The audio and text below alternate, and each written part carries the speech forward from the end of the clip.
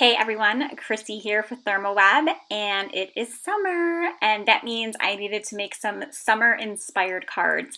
And I used some Gina Design supplies created exclusively for ThermOWeb. So you can see there, I laid down a die, but instead of die cutting it, I used that rubber mat along with 2 pieces of cardstock and ran it through my die cutting machine, and that way it just embossed it instead of die cutting it. You just run it through the same way you would run an embossing folder through.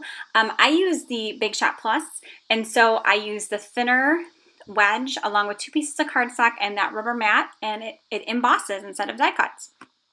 Then I trimmed a piece of the Gina Premium White cardstock to 3 3/4 by 5, and using my MISTI tool here, this is a stamp alignment tool. You definitely do not have to do this. You can use any acrylic blocks available. I went ahead and I inked up this cute little orange stamp using the Sweet Mango ink.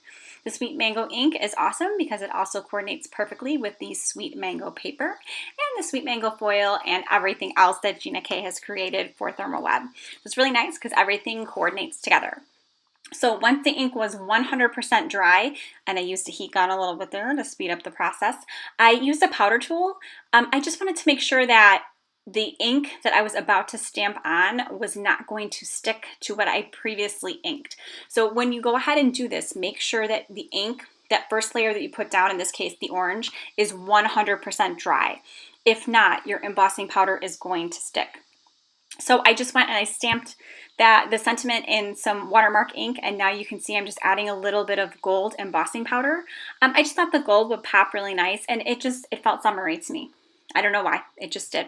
But it felt like it would be a lot more fun than just using like white or anything like that. So I really wanted the gold to kind of pop, and I purposely layered it over that stamped image. So everything was just kind of tight and together, and it's all framed in that little square, which I know is kind of hard to see on camera. If you look close, you can see that embossed square that's around it. It's really light, but in person, it really makes an impression. See what I did there? It's an impression. So funny. So to finish off my card, to assemble everything, I used my ThermOWeb 3D foam squares. There are also foam strips that you can use if you don't want to use up all your squares. Those are great too because you can literally just drop them on the back of your card and cut them to your size, whatever size you need, and that way your card has some nice height to it. So then to finish the card, I decided to add some sequins, and then to adhere them, I'm using my DECO foil liquid adhesive. I just put a little bit on a paper towel, and then using tweezers, I just kind of dip it. I didn't want too much adhesive. This adhesive is great. It is super duper strong. So once it's on there and it starts to dry, it is on there forever. So make sure that you have it exactly where you want it. You cannot be indecisive. So decide ahead of time because this is great, great adhesive. Thanks so much for stopping by today. I hope you will give Embossing with Dies a try. And don't forget to like us on Facebook.